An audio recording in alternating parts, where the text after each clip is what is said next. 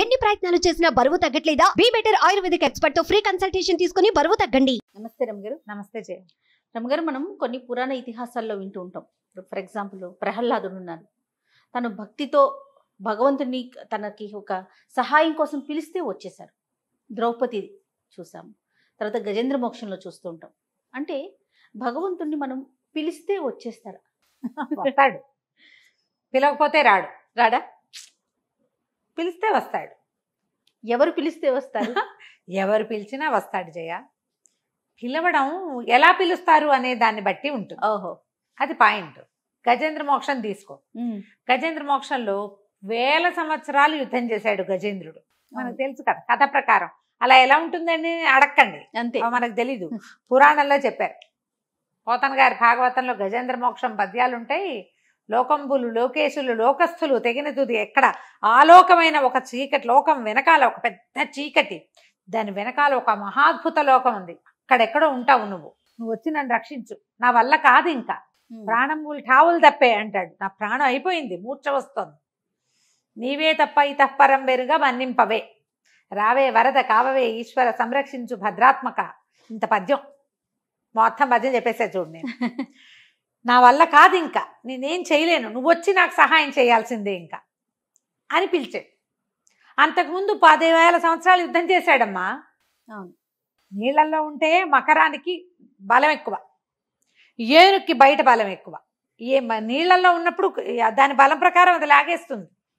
శక్తి కొలది పోరాడాడు. ఆయనతో వచ్చిన గుంపంతా పోయింది, ఆ గజేంద్రుడితో వచ్చిన గుంపంతా. ఋతువులు మారుతూనే ఉన్నాయి, యుద్ధం అవదే. శక్తి పోయాక నా వల్ల కాదు, నువ్వే రా అని పిలిస్తే అప్పుడు ఏం చేశాడు? ఈయన సిరికిని చెప్పాడు, శంఖచక్రయుగమును చేదోయి సంధింపడని పరిగెత్తాడు. భార్యకి చెప్పలేదు, శంఖం చక్రం యుద్ధం అక్కడ ఎవరినో చంపాలంటే ఆయుధాలు కావద్దు, ఒట్టి చేతులతో పరిగెత్తాడు భగవంతుడు. భగవంతుణ్ణి అలా పిలిచే ఆర్తి భక్తుడికి ఉంటే, దేవుడా నన్ను కాపాడు అంటే వస్తాడు. కాపాడు అని అడగకుండా నేనే ప్రయత్నం చేస్తే రాడు. ద్రౌపది కథలో కూడా అంతే కదా. ద్రౌపది కథ, ఆవిడ వస్త్రాపహరణం, ఆమెను రక్షించగలిగిన మహానుభావులు మహాశక్తివంతులు శౌర్య ప్రతాప సూర్యులు అయినటువంటి భర్తలు 5గురు కిరీటాలు తీసి పక్కన పెట్టిన ఆయుధాలు విసర్జించి కూర్చున్నారు. ఆమె మొదట భర్తల వైపే చూసింది, వాళ్ళ వల్ల కాదు. అర్థమైంది ఆమెకి. అందుకని భగవంతుడిని పిలిచింది. అందుకొచ్చాడు. ఆమె అటు ఇటు పరిగెత్తి నా వస్త్రం లేదని ఒక గదో ఏదో పుచ్చుకుని చెంబు చేత విసిరేసి యుద్ధం చేస్తే యుద్ధం చేసుకుంటూ ఉండేది. పారిపోయేదేమో లేదా దొరికిపోయేదేమో. సందర్భాల్లో ఆవిడ ఏం చేసింది? భగవంతుడా నువ్వే నాకు దిక్కు, అన్యథా శరణం నాస్తి త్వమేవ శరణం మమ అంది. అందుకని శరణము ఇచ్చాడు. ప్రహ్లాదుడి కథలో ఎన్నిసార్లు అతనిని రక్షించాడో భగవంతుడు. భగవంతుడు ఉన్నాడని నమ్మాడు కాబట్టి. ఇక్కడ ప్రధానం అది. ఎప్పుడు కూడా నమ్మాలి. ఆ నమ్మకం ముందు మనకేంటంటే అపనమ్మకం వస్తుంది ఒకటి. తర్వాత రాడేమో అని అనిపిస్తుంది, లేడేమో అనిపిస్తుంది, రాడేమో అనిపిస్తుంది. ఈ కాలంలో దేవుడు వస్తాడండి అంటాం, దేవుడు రాడు, ఆయన ప్రతినిధి ఎవడో ఒకడు వస్తాడు. ఆ కాలం కాబట్టి, అది సత్యయుగం సత్యకాలం కాబట్టి శంఖచక్ర గదాధారిగా ఉన్నవాడిని చూడగలిగేవాళ్ళు. అవును, మామూలు కళ్ళతోటి.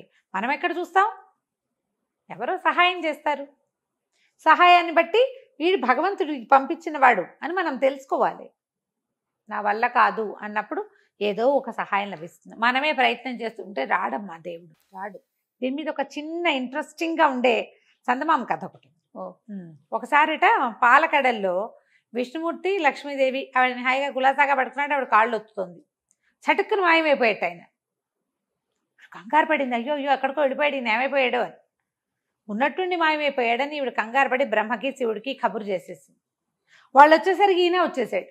వాళ్ళు అడిగారు, స్వామి ఎక్కడికి వెళ్ళావయ్యా, ఏం చేసి వచ్చావు, ఏమిటి అంటే, భూలోకంలో రామయోగి అని ఒక నా భక్తుడు, అతను మార్జాల కిషోర న్యాయంగా మహాభక్తుడు, నాకు నన్నే పట్టుకుని ఉంటాడు.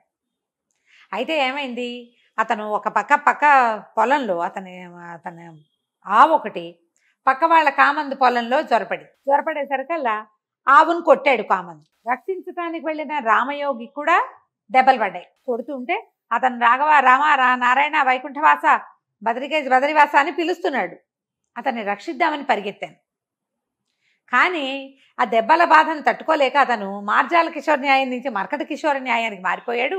అతనే వెనక్కి తిరిగి ఆ కొట్టిన కామంది మీద పడిపోయాడు, తిరగబడ్డాడు.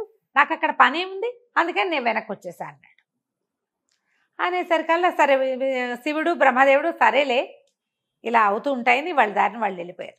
లక్ష్మీదేవి నిదానంగా భర్తను అడిగింది, ఇందాక మీరు మీ భక్తుడి కోసం పరిగెత్తుకుంటూ వెళ్ళాను, మొదటేమో మార్జాల కిషోర్ న్యాయం అన్నారు, అదే అంతే, తర్వాత వాడు అతనే తను రక్షించుకున్నాడు మర్కట కిషోర్ న్యాయంలోకి వచ్చేసాడని అన్నారు. ఈ రెండు న్యాయాలు ఏమిటి అని అడిగింది.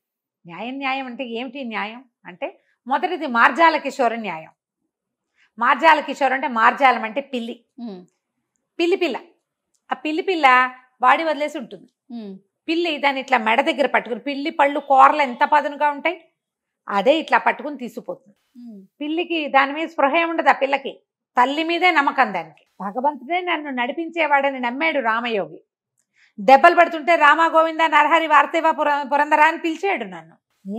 నేను అక్కడ వాడిని రకమారి నా మీదే ఆశ పెట్టుకుని దెబ్బలు తింటున్నాడు. అందుకని వెళ్ళిపోయాను. నేను వచ్చి రక్షిస్తానని మార్జాల కిషోరంలాగా అమ్మే అంటుంది. అది దాన్ని కాపాడమని తల్లి పరిగెత్తుకుంటూ వచ్చి మెడపుచ్చుకుని తీసుకెళ్ళి 7 ఇళ్ళు తిప్పుతుంది. మీరు గమనించండి, పిల్లికి ఉన్న మెడ ఎంత పలచగా ఉంటుంది, దాని స్కిన్ ఎంత మృదువుగా ఉంటుందో.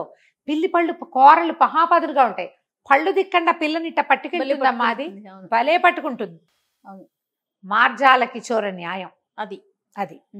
తర్వాత ఏమైంది, అతను ఏం చేశాడు, ఆ దెబ్బలు తాళలేక దేవుని గోవిందనామాలు వదిలిపెట్టేసి గోవింద కేశవ మత్సూదన అండం మానేసి పంచగట్టి దెబ్బలకు దిగాడు. తను రక్షించుకునేందుకు ప్రయత్నం చేశాడు. ఇది మర్కట కిషోర న్యాయం. మర్కటం అంటే మంకీ, కోతి ఎంత పరిగెడుతుందో ఎంత ఎగురుతుందో దాని పిల్ల ఇట్లా కావలిచ్చుకుని ఉంటుంది తల్లిని. గమనించండి, ఆ పిల్లకి తల్లి మీద నమ్మకం లేదు, తన చేతుల మీదే నమ్మకం. అదే పట్టుకుంటుంది. కోతి అన్ని చెట్లు ఎక్కుతుంది, అవి ఇవి పట్టుకుంటుంది. దాని పొట్టని కరుచుకుని ఉన్న పిల్ల అస్సలు వదిలిపెట్టదు. దాన్ని ఇట్లా పీకాలి బలవంతంగా, దాని నుంచి వదిలించుకోలేదు తల్లి అసలు. దానంతట అది వదలాలి తప్ప. అదే దాని చేతుల మీదే దానికి నమ్మకం ఉంది, తల్లిని నమ్మదు అది. ఇప్పుడు అందుకని వాడు ఏం చేశాడు, తన చేతుల్ని నమ్ముకున్నాడు, ఇక నన్ను వదిలిపెట్టేశాడు. దానికి లెక్కే లేదు. ఇతను కూడా అంతే, నన్ను లెక్క పెట్టక తన పంతం చేసుకున్నాడు. ఆయన రక్షించుకునేటప్పుడు నేనెందుకు రక్షించటం, భగవంతుడు ఎందుకు వస్తాడు, ఇక రాడు. ఈ 2 న్యాయాలు భగవంతుడికి భక్తుడికి అనుసంధానం చేసేవి. గురువుని కూడా అంతే, గురువుని నమ్మాలి. మార్జాల కిషోర్ న్యాయంలాగా గురువు ఏది చెప్తే అది చెయ్యి. దూకేయమంటే దూకే, వాడిని కొట్టు కొట్టు, ఏం చేయమంటే అది చెయ్యి. అప్పుడు గురువు నీకు మోక్షాన్ని ఇస్తాడు, ముక్తి మార్గాన్ని చూపిస్తాడు అని చెప్తారు. అలా కాకుండా నీ పంథాలో నువ్వు గురువుని పట్టుకున్నావు అనుకో, నువ్వే గురువే. నువ్వు ఎప్పటికీ గురు మార్గదర్శన, గురువు ఆ మార్గదర్శనంలో ఉండవు. నువ్వు నీ దారిని నువ్వు ఉంటావు. భగవంతుడు కూడా అంతే. బాగా చెప్పారు కదా. మనం దేవుణ్ణి అలా నమ్మాలి. ఒకవేళ ఏదైనా ఒక పరిస్థితికి అవలేదనుకో, నాకు ఇదే మంచిదేమో అని నమ్మాలి. దేవుణ్ణి తిట్టకూడదు. ఏదో ఒక విపత్కర పరిస్థితి వచ్చింది, దేవుడా దేవుడా దేవుడా దేవుడా దేవుడా దేవుడా అన్నాం, ఏం అవలేదు. అవతల వాళ్ళు వచ్చి మన చెపకాయ కొట్టారు ఒకటి, మన పనంతా పాడైంది. రేపటికి ఇదే మంచిదేమో అని నమ్ము.